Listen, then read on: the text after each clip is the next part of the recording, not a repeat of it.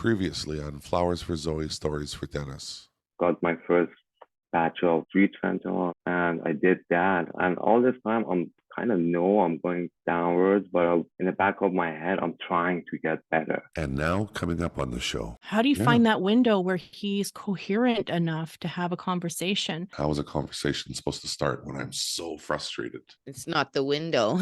There's no window there.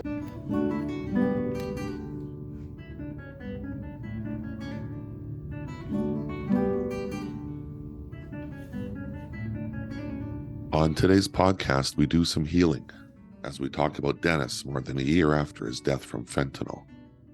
If you find anything on today's episode activating, please reach out and talk to somebody. If you find the discussion helpful, please share the link with others.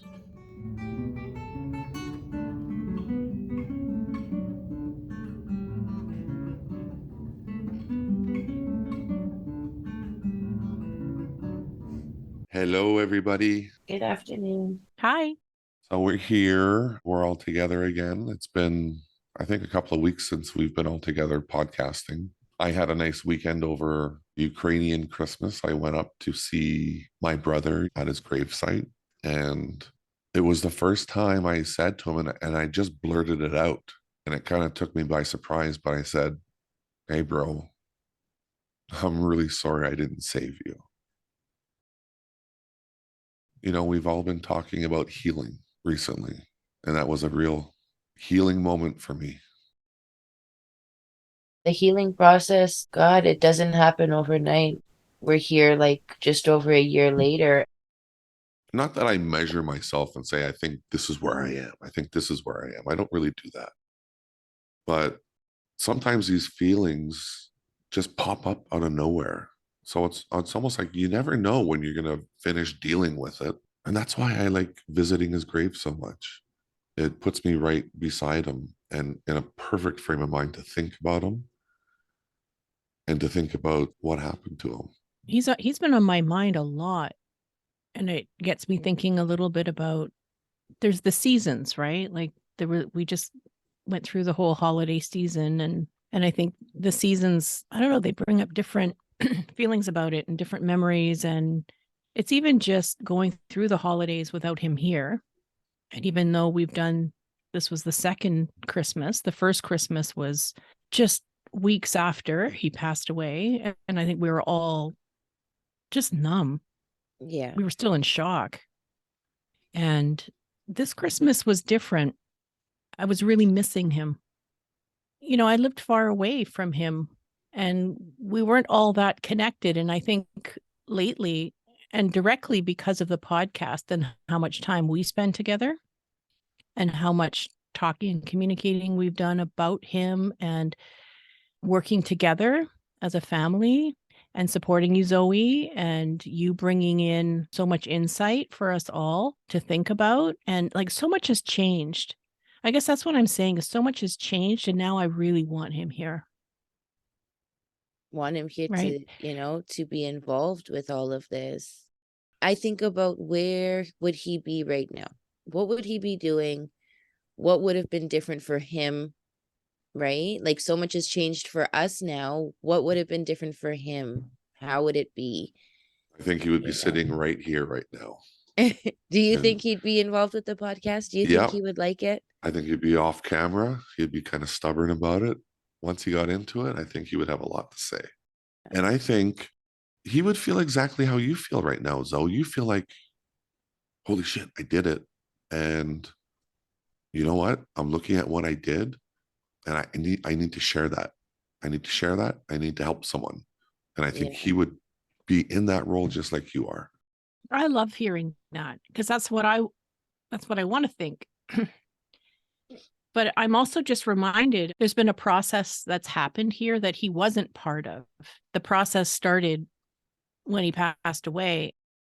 And when I think back to what it was like at that time, it was chaos. His insight was low because he was so unwell and he was struggling, and he was in the low. He was in the low of the dip.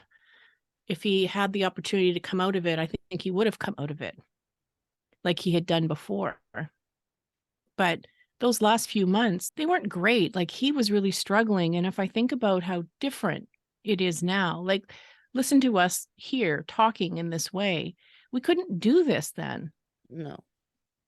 right? We like he was struggling.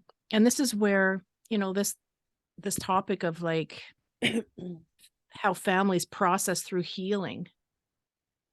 When I think about where we are today and where we were then, I mean, it's really different. I remember, and Zoe, you weren't there, but it was your dad and Daniel and I did a Zoom, and it was close to Dennis's birthday. And we just had a visit. Do you remember? And I the three of remember. us, What, yeah, right before his birth, like yeah, his 50th birthday, right before yeah, that birthday? yeah, it was right before that birthday, and we had a Zoom visit, and we chatted, and we didn't, and there was lots of attempts to have conversations with him, and it all sounded the same. It sounded like that stuff that we know now doesn't really work, which is like, you got to go to treatment, you got to hand over your money, you got to, it was this list of things that we Yes. were telling him he had to do. But on this particular day, and it was right before his birthday, we kind of let go of it. And we just had a visit. And I remember we talked about Netflix shows, and we talked about music, and we talked about him turning 50, and we talked about, it was just regular family connection. I'm so glad we had that. Sounds like it was nice. Yeah, I remember that too. And it was nice. And you're right. You're so right. We were doing all the things that didn't work. I feel like if that conversation started off like any of those other conversations, it would have been closed off.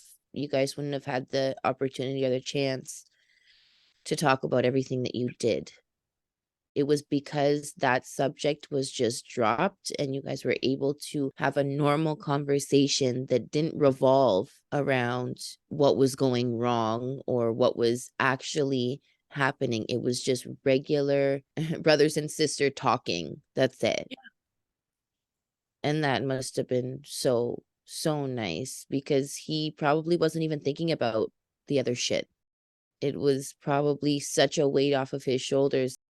He was probably expecting something completely different than what he got. As good as it was for you, I bet you it was really good for him. Are you sure I didn't lecture him on that call? It might have started there, but it really quickly shifted. Because I remember at the end of the Zoom, we said, "Oh, we should do this again. This was really nice." He was talking about the kids. He was talking about you, Zoe. He was talking about Carrie. He was just talking about things that he wanted in his life. And we were talking about our favorite shows. I think you're so right, Zoe, because, what we lost in that moment was that dynamic of power. And I think this is the trap for most families. There's the dynamic of powerlessness. Like he felt really powerless in the addiction. It was swallowing him up, and he didn't want it. He hated it. And he didn't like that it dictated his life. And he didn't like the optics of how he appeared. And we were all trying to show him, hey, you look terrible and you're not coping. And, we were coming in pretty heavy in trying to get him to stop using. And I think we were also powerless in it. We were powerless too. We were coming across like we were trying to like get him to see it our way and do what we wanted, but we knew that we couldn't stop him. We knew that we couldn't change him. And so the more Right. we became fearful, we became more directive, and we became more threatening, even though we didn't want to be. Like you said, speaking out of fear rather than love. And the love was there. But fear Because can be overbearing, fear can be overpowering. It's not a bigger emotion than love, but it can come off very, very strong. When you're scared, a lot of things are said in a way that we don't intend them to sound. And you get all that, Zoe? Like you can empathize with your dad and how he felt Oh, for being sure. lectured and being told and being given Of course. goals on Anybody, what to do. yeah, anybody in like in that hot seat, they're gonna avoid conversation. They're going to like, seclude themselves away from people because of that, right? Like, you know what you have to do. And I've said it a lot before. We know what we have to do. We don't need to be told. We just need help getting there,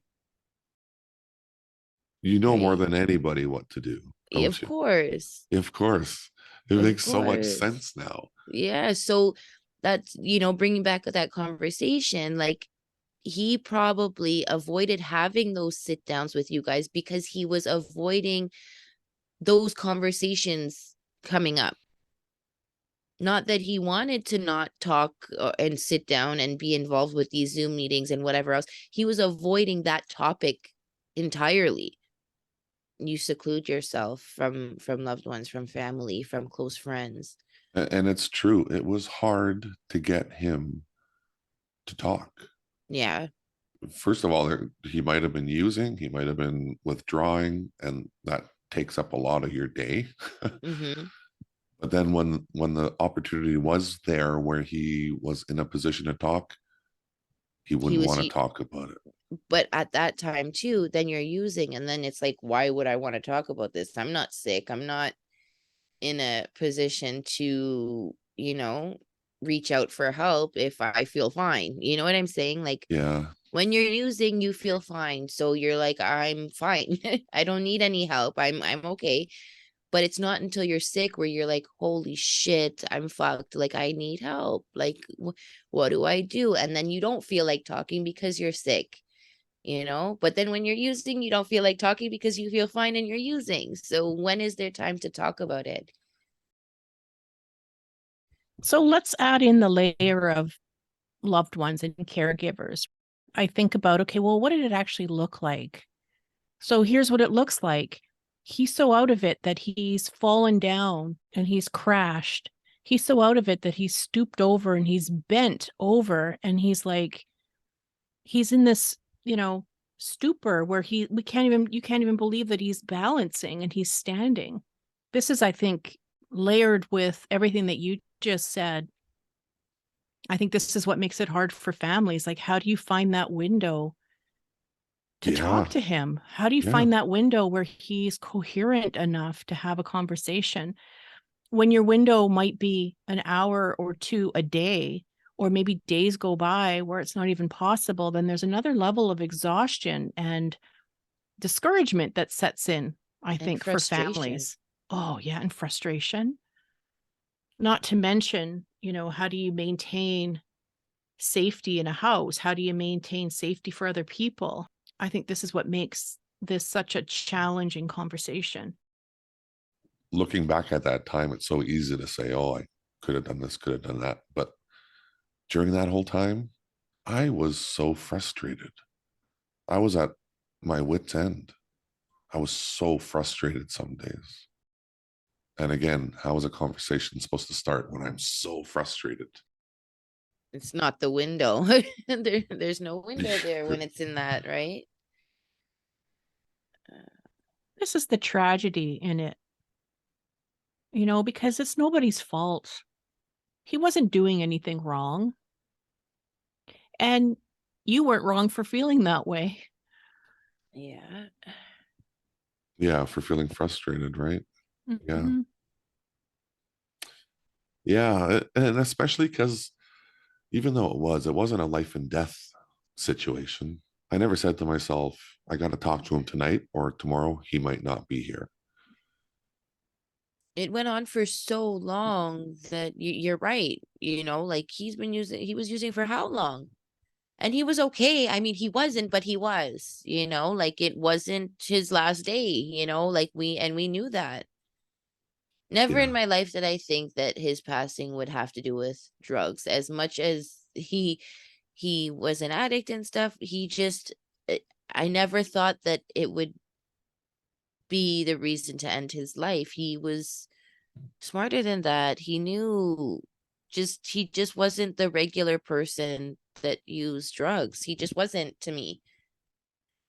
Like I don't know how to. He knew his stuff. He knew Yeah. safety. He had an extremely high tolerance to the drug. And that's why I honest believe if this could happen to my dad, it can happen to anyone. What does healing look like? The podcast. Well, that's one of the things that's helping. I think it's been a huge part of my healing. Yeah, it has helped me so much. What's helped you so much? This podcast, being able to talk about my dad and not like be crippled by it. He didn't die in vain in my eyes. I'm helping the next person, my fellow addicts out there. I'm able to get the word out and explain what I know about it and hopefully save somebody else's life or help somebody on their recovery journey. That's the hard part, because it always seems to be that the people that need the most help are the people that don't ask for it. How's our family doing? How are we doing? Do you think we're talking differently about addiction? Do you think we're understanding it differently? I think it's the conversations that we've been having that saved us. Our family could have been broken apart from this.